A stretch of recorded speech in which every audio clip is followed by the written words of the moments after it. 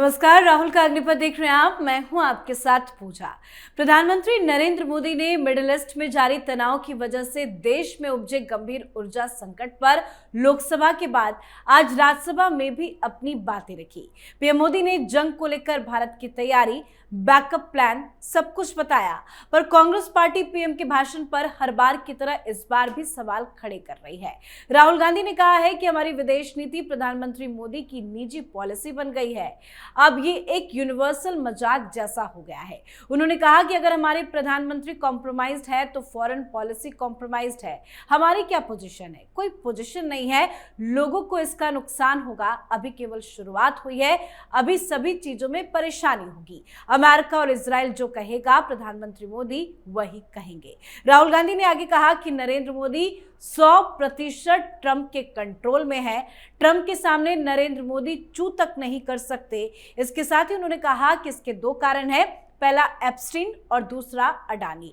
तो पीएम मोदी पर राहुल के प्रहार की आज चर्चा करेंगे। साथ ही संसद के अंदर बाहर लगातार कांग्रेस पार्टी विरोध कर रही है। लोकसभा में पेश हुए कॉर्पोरेट कानून को लेकर कांग्रेस ने जमकर हंगामा काटा है। साथ ही अलग अलग राज्यों में भी कांग्रेस के भीतर भारी बवाल है। तो मिडिल ईस्ट में जारी जंग को लेकर राहुल गांधी की घिनौनी राजनीति, संसद में बवाल और अलग अलग राज्यों में कांग्रेस में बिखराव, आज इसी पे चर्चा करेंगे।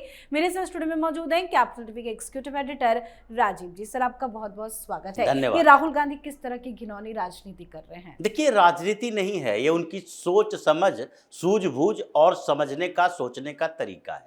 ये राहुल गांधी ऐसे ही है। इसलिए गिरिराज सिंह जैसे नेता भी कहने लगे ये तो अबोध बालक ही है, इसको सेंस है ही नहीं, तो नॉनसेंस बातें जो ये करता है उसके ऊपर ध्यान क्यों दिया जाना चाहिए। राहुल गांधी जो बातें कर रहे हैं, अगर आंख बंद करके 2 मिनट के लिए वो बातें सोच लें तो खुद ही ये समझ में आ जाएगा कि वो कितना बड़ा झूठा है और किस तरह से अपने ही बातों में वो कंट्राडिक्शन दिखाते हैं।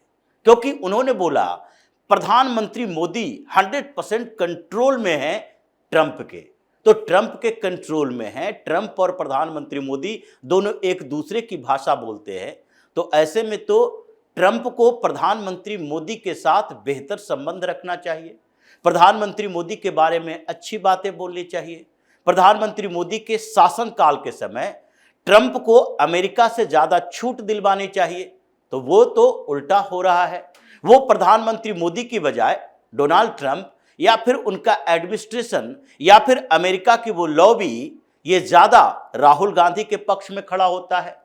वो राहुल गांधी के लिए बैटिंग करता दिखता है कि किसी भी तरीके से राहुल गांधी प्रधानमंत्री बन जाए। जैसे मनमोहन सिंह प्रधानमंत्री थे तो हम अपने इशारे पर कठपुतली की तरह नचाते थे, राहुल गांधी प्रधानमंत्री बनेगा हम भी वही काम करेंगे, क्योंकि राहुल गांधी के लिए बैटिंग की जा रही है। अगर ट्रंप ने टैरिफ लगाया तो उससे मोदी अनकंफर्टेबल हुए या राहुल गांधी अनकंफर्टेबल हुए? राहुल गांधी को तो मजा आ रहा था, ट्रंप ने टैरिफ लगा दिया, भारत में दिक्कतें पैदा होगी, एक्सपोर्ट यहां का प्रभावित होगा, यहां की कंपनियों को नुकसान होगा, तो उसके कारण आपके लिए अनुकूल समय होगा, प्रधानमंत्री मोदी पर हमला करोगे।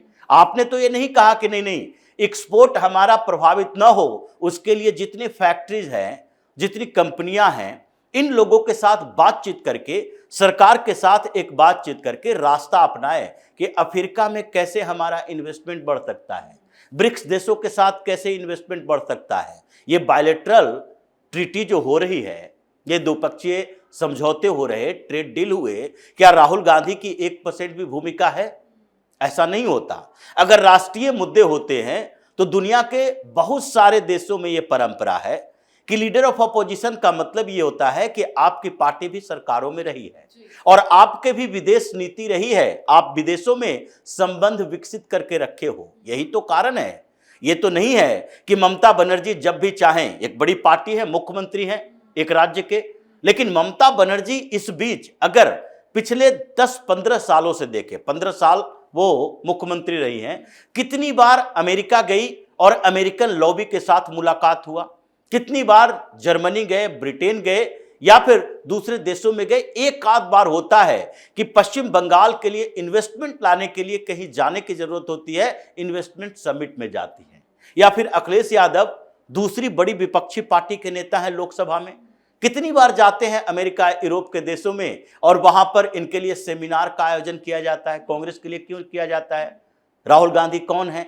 क्योंकि राहुल गांधी की पार्टी लंबे समय तक सरकार में रही है, तो हर देश में जो वहां का लीडरशिप है, वहां का पीएम इन वेटिंग है, वो सब लोग एक दूसरे से जुड़े रहते हैं। कुछ दिन पहले ही राहुल गांधी जब जर्मनी गए थे, वहां पर कौन सा सेमिनार था? पूरे दुनिया के ये सामाजिक पार्टियों के लिए, समाजवादी पार्टियों की बैठक थी। ये समाजवादी पार्टियों में कांग्रेस भी शामिल हो गई। ये कौन सी पार्टियां थी जो विपक्ष में हर जगह बैठी है और सब लॉबिंग कर रही है कैसे हम अपने देश में सरकार में आए। तो राहुल गांधी जिस पार्टी से बिलोंग करते हैं, उसका तो पूरी दुनिया में अलग अलग हिस्सों में, हर जगह पर, अमेरिका, यूरोप में, ज्यादातर देशों में, उन देशों में इस पार्टी का अपना एक संगठन है, ओवरसीज कांग्रेस है, और उसके साथ उस देश के सीनेटर, कांग्रेसमैन, जो भी सांसद हैं, उन लोगों के साथ इनके अच्छे संबंध हैं, और उसमें पूर्व मंत्रियों के साथ संबंध भी हैं, और वर्तमान में जो सरकार है उसके साथ भी संबंध है। तो एक भी उदाहरण राहुल गांधी दे दे कि इस क्राइसिस के दौर में, अभी की बात सिर्फ नहीं हो रही है, इससे पहले अमेरिका और भारत के बीच की क्राइसिस की बात भी कर रहे हैं, इकोनॉमिक क्राइसिस, जो कि यूक्रेन रसिया युद्ध के कारण पैदा हुआ, ट्रंप के उस मानसिकता के कारण पैदा हुआ कि मेरे साथ जो नहीं चलेगा हम उसको पनिश करेंगे। उस समय राहुल गांधी की क्या भूमिका थी? वो विदेशों में भी गए तो भारत के खिलाफ ही बात करते रहे। उन्होंने कहीं भी कांग्रेस के समर्थन से किसी लॉबी को एक्टिव नहीं किया, और यह नहीं कहा कि हम पर्सनली कांग्रेस के नाम पर अपनी लॉबिंग के आधार पर उन देशों के साथ संबंध बेहतर करवाएंगे और उन देशों में अपना एक्सपोर्ट बढ़ाएंगे। भारत में प्रधानमंत्री मोदी ने नेगोशिएट किया, यूरोपीय संघ के साथ बातचीत की, यूरोपीय संघ के देशों के साथ हमारा ट्रेड डील हुआ, ब्रिटेन के साथ फ्री ट्रेड डील हुआ, ब्रिक्स देशों के साथ हमने मीटिंग की कि हम कैसे एक दूसरे को सपोर्ट कर सकते हैं। ट्रंप को समझ में आ गया कि भारत अगर आगे बढ़ रहा है, प्रधानमंत्री मोदी इनिशिएटिव ले रहे हैं, तो इसका मतलब है यूरोप भी हमें छोड़ रहा है, हमें अफ्रीका के देश भी छोड़ रहा है, एशिया में भी हम अलग थलग पड़े हुए हैं, ब्रिक्स नेशन भी हमारे खिलाफ है, तो ऐसे में हम अलग थलग पड़ जाएंगे, मोदी के साथ खड़े रहो। तो फिर बाद में ट्रंप है जो मोदी के सामने घुटने टेकने को मजबूर हुआ। फिर भी आप कहते हो कंप्रोमाइज्ड हो गए, फिर भी आप कहते हो कि अमेरिका कंट्रोल किए हुए भारत पर। अभी तो जो स्थिति है, भारत ने अमेरिका पर कंट्रोल कर रखा है। नेतन्याहू प्रधानमंत्री मोदी से बात करते हैं, वो ट्रंप से बातचीत करने के बाद गाजा पीस प्लान की बात हो तो ट्रंप ने इनिशिएटिव लिया था, लेकिन भारत ने तो उसमें पार्टिसिपेट तक नहीं किया। फिर नेतन्याहू का क्या जरूरत पड़ गई कि प्रधानमंत्री मोदी से दो बार बातचीत करे और उसके बाद पाकिस्तान की एंट्री बैन करे। जो स्थिति अभी है पूरी दुनिया में, उसमें अभी भारत जिस पोजीशन पर है, राहुल गांधी को समझ नहीं आएगा। लेकिन खैर, उनकी बुद्धि इतनी ही है और वो चाहते हैं कि किसी भी तरीके से लोगों को भरोसा दिलवा दें कि प्रधानमंत्री मोदी कमजोर प्रधानमंत्री हैं। तो इसलिए वो अराजकता पैदा करने की, क्राइसिस पैदा करने के लिए हंगामा करने की कोशिश करते हैं। एक एक चीजें जब कमजोर पड़ती है, मतलब गैस की क्राइसिस थोड़ी कम होगी तो गैस से बाहर आ जाएंगे। अब आएंगे कि देखिए फ्यूल प्राइसिंग बढ़ रही है, अब तेल की कीमतें बढ़ रही है, पूरी दुनिया में बढ़ रही है, उसके कंपैरिजन भारत में कम बढ़ रही है। ट्रंप है जो सरेंडर के मोड में आ गया कि सरेंडर कर देंगे, नहीं 8% से ज्यादा ऑयल प्राइस बढ़ गया है, अब ग्लोबल क्राइसिस पैदा होगा। तो वो ट्रंप जैसा अमेरिका का राष्ट्रपति सरेंडर मोड में आ गया, भारत ने तो सरेंडर नहीं किया। तो ऐसी स्थितियों के बावजूद अगर राहुल गांधी के दिमाग में कूड़ा कचरा घुसा हुआ है, तो समस्या कोई और नहीं है, समस्या एलपीजी गैस नहीं है, समस्या पेट्रोल नहीं है, समस्या भारत की विदेश नीति नहीं है, समस्या लीडर ऑफ अपोजिशन है। ये राहुल गांधी खुद इस देश के लिए इतनी बड़ी समस्या बन गए हैं कि अब तो लगता है कि इन्हें निपटाने का प्लान कांग्रेस में भी बन रहा होगा और भारतीय जनता पार्टी में भी इस बात के लिए चर्चा हो रही है कि इनको तो अब बाहर ही किया जाए, क्योंकि एक स्थितियों में अंतर दिखाई पड़ता है। प्रधानमंत्री मोदी लोकसभा में मिडिल ईस्ट क्राइसिस पर बोल रहे हैं, उस समय राहुल गांधी लोकसभा में नहीं है। लीड कौन कर रही हैं? प्रियंका वाड्रा। प्रियंका वाड्रा बाहर आई, सम्मानजनक तरीके से उनका जो एक विरोधी दल के नेता के तौर पर बात करनी थी, उन्होंने कहा कुछ नया नहीं है।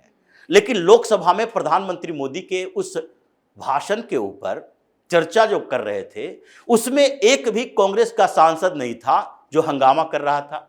पूरे शांति से प्रधानमंत्री मोदी का भाषण चला और कांग्रेस की तरफ भी सन्नाटा रहा। आवाज उठाना, विरोध करना, बात करना या फिर विरोध में बयान देना अलग बात है। लोकसभा में हंगामा नहीं हुआ। यही राहुल गांधी होता लोकसभा के अंदर तो इशारों में यही हो जाता। प्रधानमंत्री मोदी बोल रहे हैं मिडिल ईस्ट क्राइसिस पर और ये सारे सांसदों को इशारा करते, खुद ईगो के साथ टी शर्ट पहने हुए बाहर जाते, पीछे पीछे बाइकाट हो जाता, क्योंकि इनका नेतृत्व तो कोई भी इनके नेतृत्व के खिलाफ तो जा नहीं सकता कांग्रेस में। लेकिन जैसे ही स्थिति बदली, राहुल गांधी बाहर, प्रियंका वाड्रा को जिम्मेदारी मिली लोकसभा में, पूरे शांति से एक लीडर ऑफ अपोजिशन की भूमिका निभाई और अपोजिशन में बैठी पार्टी की भूमिका निभाई। शांति से प्रधानमंत्री मोदी को सुना गया। ये अंतर है कि लीडरशिप का अंतर क्या होता है। यही स्थिति अब राहुल गांधी के लिए कांग्रेस में चल रही है कि ये रहेगा केवल हंगामा, कियोस्क पैदा करेगा, पार्टियां टूटेगी, अलग अलग राज्यों में विद्रोह होंगे और फिर राहुल गांधी खुद के साथ साथ कांग्रेस को भी ऐसे ही और अलग अलग राज्यों में तो सर विद्रोह भी हो रहा है। क्या उसकी जिम्मेदारी राहुल गांधी लेंगे क्या? बिल्कुल राहुल गांधी की जिम्मेदारी है। कोई भी स्टेट में जो हंगामा चल रहा है उसके पीछे राहुल गांधी हैं। राहुल गांधी ने हरियाणा में अपनी मनमर्जी से करमबीर सिंह बौद्ध को चुनाव में खड़ा कर दिया राज्यसभा के लिए। न वो हुड्डा की पसंद थे, न शैलजा की पसंद थे, न सुरजेवाला की पसंद थे, न ही विधायक उनको चाहते थे। भले ही मैनेज करने में सब कामयाब रहे, मजबूरी में 0.44% से वो चुनाव जीतकर आया। आपके 9 विधायकों ने यानी 5 विधायक क्रॉस वोटिंग किया और 4 विधायक आपके वो थे जिसका वोट रद्द हो गया। एक और इधर से उधर हो जाता तो ये राहुल गांधी का कैंडिडेट हार जाता। लेकिन मैनेज हो पाया किसी तरह से।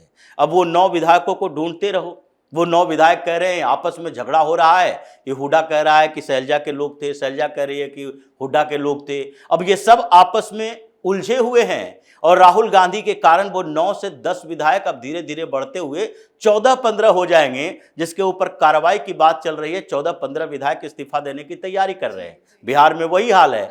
और फिर जहां पर इनकी सरकार है, तेलंगाना में देखिए रेवंत रेड्डी, अभी राहुल गांधी का इंटरफ्रेंस हुआ और उसके बाद टी जीवन रेड्डी एक वरिष्ठ नेता है कांग्रेस के, उनके पास दरबार में हाजिरी लगा रहे हैं कांग्रेस के नेता, नहीं आप छोड़ दो, लेकिन वो रिजाइन देके चल दिए। असम में तो लाइन ही लगी हुई है।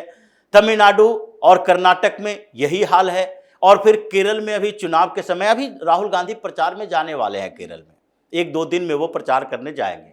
लेकिन प्रचार करने जाएंगे तो पता चलेगा कि कांग्रेस को एकजुट रख पाते हैं कि नहीं, क्योंकि अभी जो सुगबुगाहट है कांग्रेस के अंदर, वो सांसद जिनको ये टिकट की बात कर रहे थे वो भी विद्रोही तेवर दिखा रहे हैं। और पार्टी के अंदर टिकट बंटवारा फाइनल होने के बाद से ही ये जो विद्रोही तेवर दिख रहे हैं, वो लगता नहीं है कि राहुल गांधी प्रचार में जाएंगे। और हर बार प्रचार में जाएंगे तो हर दिन 2-4 नेता इनकी पार्टी छोड़कर जाएंगे। यही हाल कांग्रेस का बन गया है। जी, बहुत बहुत धन्यवाद सर समझाने के लिए। धन्यवाद। तो संसद के बजट सत्र में प्रधानमंत्री नरेंद्र मोदी ने पश्चिम एशिया संकट को लेकर भारत सरकार के रुख से पूरे देश को अवगत कराया। पर कांग्रेस पार्टी राजनीति करने से बाज नहीं आ रही। कांग्रेस सदन में चर्चा की मांग कर रही है तो वहीं राहुल गांधी हमेशा की तरह फिर से बेतुके बयान दे रहे हैं। एक बार फिर से उन्होंने अपने बयान में कहा है कि पीएम मोदी ट्रंप की बातों को सुन रहे हैं। अमेरिका जो कहेगा, इजराइल जो कहेगा, पीएम वही करेंगे। राहुल गांधी के इस तरह के बयान से साफ समझ में आ रहा है कि राहुल किस कदर बौखलाए हुए हैं। साथ ही अलग अलग राज्यों में भी कांग्रेस के भीतर बौखलाहट साफ साफ देखी जा रही है। तो आपको क्या लगता है? आप भी अपनी राय कमेंट करके लिखिएगा। देखते रहिए कैपिटल टीवी। नमस्कार।